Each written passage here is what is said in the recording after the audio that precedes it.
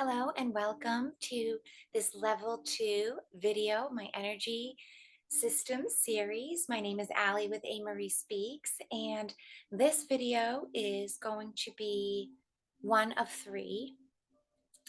Like I talked about, if you in my previous video, the sort of welcome to level 2 quick intro video, that will be linked in below if you haven't seen that. I really suggest watching that before you watch this, or right after you watch this, because this is just going to cover one of the three topics that I introduce in that sort of welcome synopsis kind of level 2 video. The topic for this video is going to be the torus, its flow, and what it looks like when it operates within the scope of duality, this sort of setting that we're all within. My hope with this initial introduction is to just give you guys a quick comparison of a positive versus a negative toroidal flow and what that seeking of external energies sort of causes and influences with the other systems, so that when we get through each of these three, we can really see the whole of what they all make up together. This sort of conscious awareness boundary, a sacred bubble of reality, of energy that we all are. And I talk a lot about that in level 1 and in the welcome to level 2 video. So if you haven't seen those, definitely check them out, because that is a crucial understanding to the purpose of why I'm talking about this kind of stuff. But I'm going to try not to get distracted and not to pull off into backstories and explanations, and just offer up the information here in these quick videos. And then I will offer more of a discussion lecture, sort of typical video of mine afterwards. So let me share my screen and we'll get right to what I'm talking about. Oops. Actually, if I came prepared to class, that would have been better. Just one moment while I pull this up.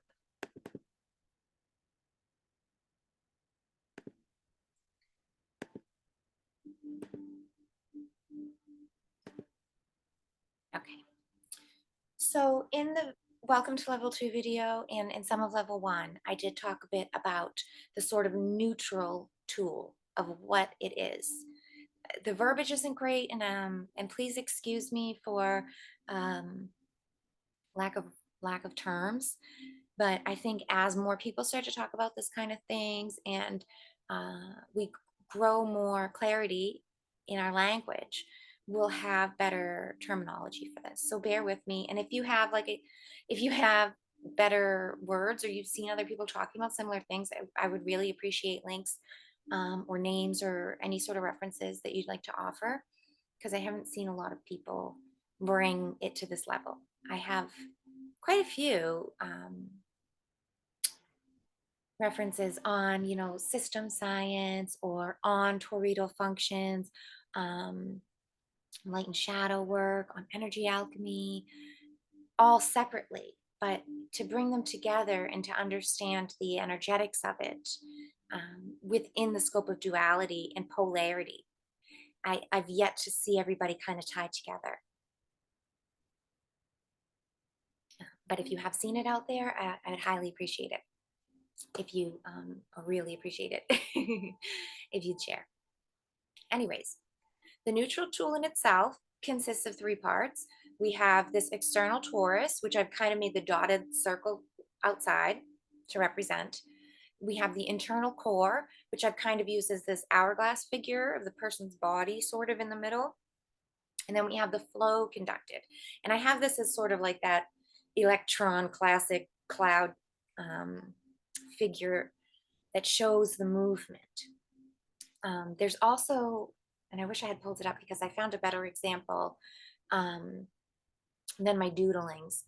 And but whatever. It's basically the Mobius flow that happens throughout both the internal and external workings. They create sort of this, figure eight self-sustaining energy flow of an ebb and a flow. And that creates or holds the resonance of the polarity, whether it's positively charged or negatively charged.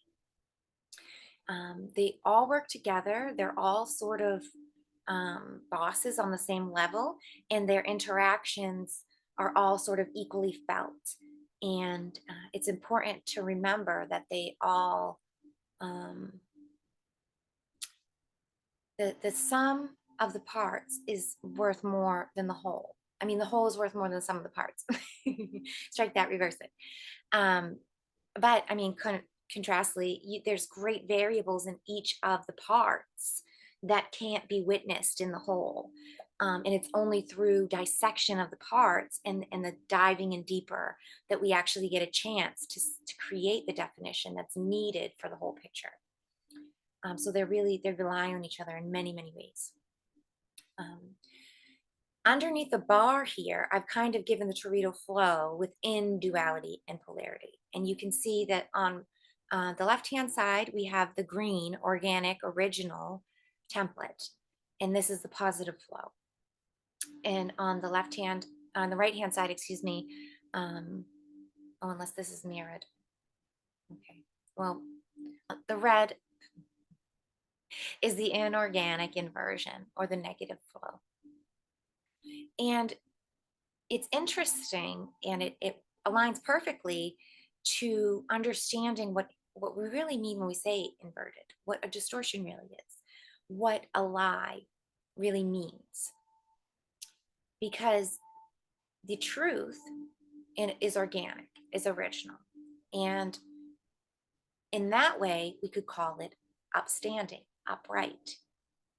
It's intended perspective. The opposite, right, is literally it flipped on its head. It is the reversal of the original flow. And so if you take the actual image that I created for the organic original template and you literally just turn it all clockwise, you get the negative flow. For the image here, I left the head sort of circle of the human figure kind of on top of both. And I inverted the rest of it without that to show more clearly that it's a trick of the eye as well. It's not observable by external eyes intention and workings. When we leave the head in the figure where it's at and just turn the whole thing on its head, it kind of gives away the inversion. And that's not how it happens in reality here.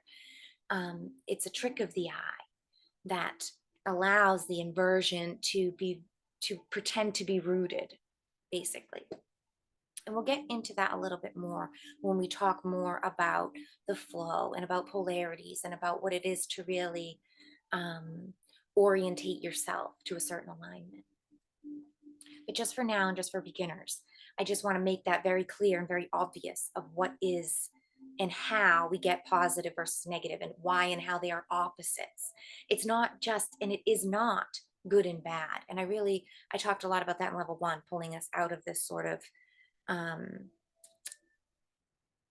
human judgment roles of aligning positive and light and service to others with goodness and purity, and aligning service to self with badness and evil.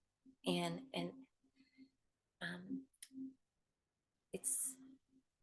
that is a stereotypical kind of thing that until you have deep understandings of the workings, it's very dangerous to label and go by presentation and make assumptions about things because of the way it looks without understanding the inner workings, the mechanisms.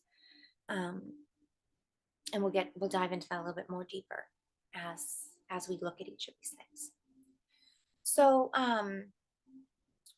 to break it down further and to hone in and focus on the torus of what I want to talk about for this video, under here, I have removed all of the sort of other markers, the other little keys that I put for the map, basically, and just showing that human figure sort of with the service arrows and with the charges so that we can really see and take a look at and talk about the differences.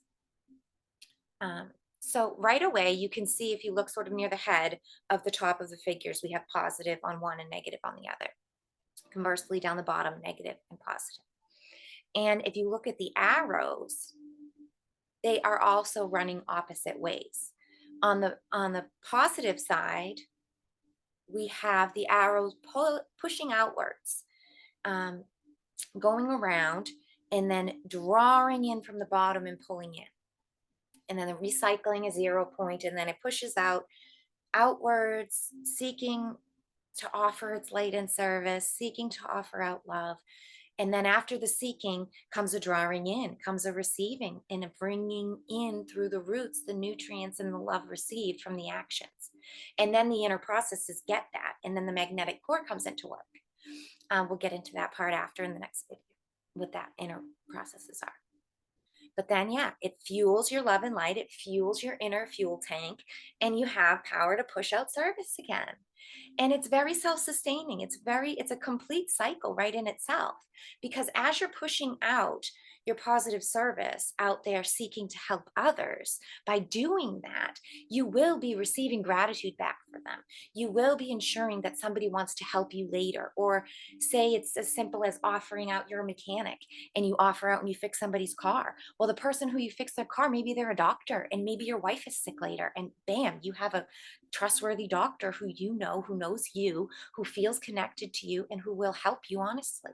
And that's the receivership.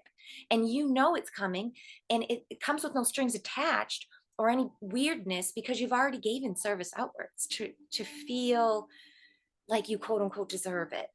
We'll get away from that too as well when we get more into inner workings and we talk about the core, that it's not about deserving receivership, but for beginners and to understand, um, you know, it's what sort of allows that receivership to happen. And that's the basic flow of positive service. We have the being or the consciousness owns its sovereignty. It owns its right to be alive and to have a purpose and to go out for it. That's all sovereignty really is, loving yourself enough to know you're on purpose for a purpose and to seek it and to do it, regardless of what anybody else has to say. And allowing others and respecting others, same reality bubble, same purpose, same sovereignty to do that as well, right? So we own sovereignty. We seek outward service. And I just explained what that's about. You have something, you have a gift, you have a drive, you have a thing you like to do, whether it's a skill, a trade, a hobby, a service to offer.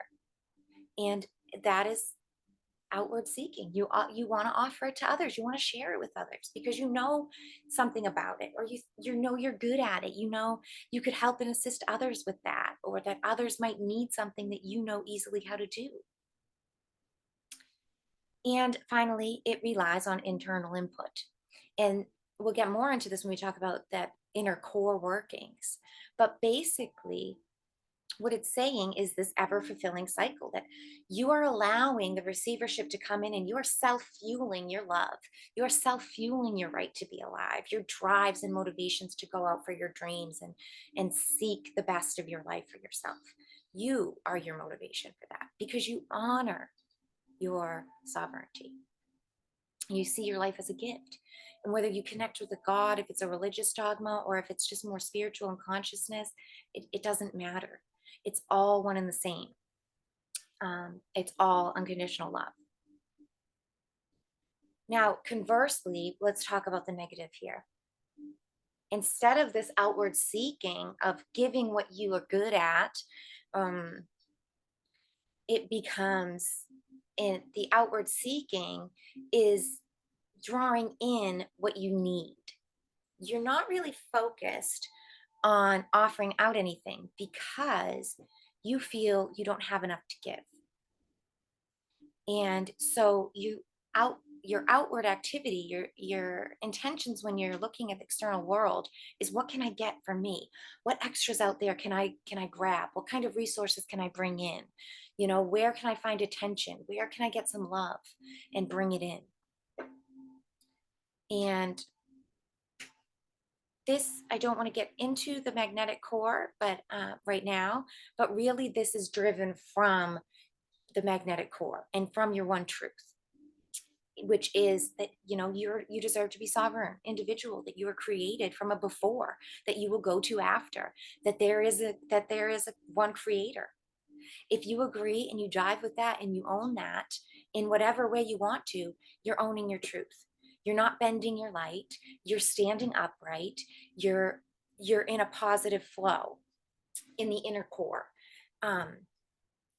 If you don't like that idea, if you don't feel worthy of it, if you hide from that, or you even want to exploit that, that turns the magnetic core inverted. And so um, it creates a lie. You're bending your light, and that causes the inversion, and so the energy flows the opposite way.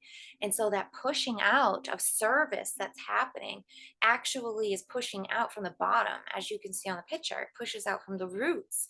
And imagine a tree trying to push out from its roots. We all know that you draw nutrients up from the roots. This is because it rejects sovereignty, and it seeks internal service. It seeks to pull things into it, to fulfill it, and it relies on external input. It feels like if it doesn't have enough, it won't go on. That becomes a law and a truth to it, and it's very dangerous when you have that as a law or a truth to yourself. Most of us hit rock bottoms at some point, or we have dark nights of the soul, or we have some kind of crazy external crisis that happens to where we realize that life's much bigger, and that we are eternal. But until you meet that moment, you can be stuck in these liar loops, totally ignoring your sovereignty and the beautiful gift of life that you are. And you'll get into a comfortable normalcy with that. Many people are, and they have blinders on, and they just never even can connect with that inner core. And so they, no matter what they do, even when they try to seek positive service, no matter how hard they try to offer out positive service, it will be received incorrectly, because you're pushing it out, you're pushing it on people, and it's in an inverted way.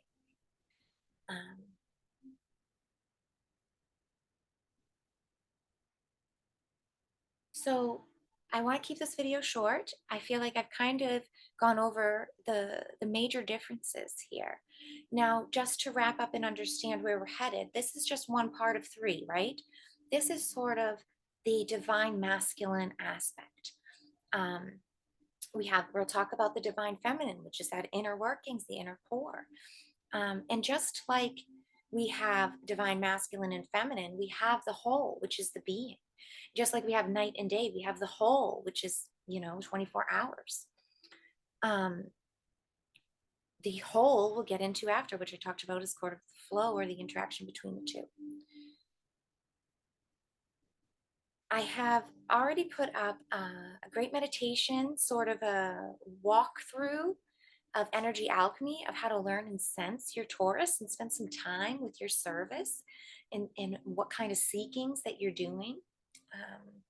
So I highly suggest taking some time for that, whether you use the meditation or not.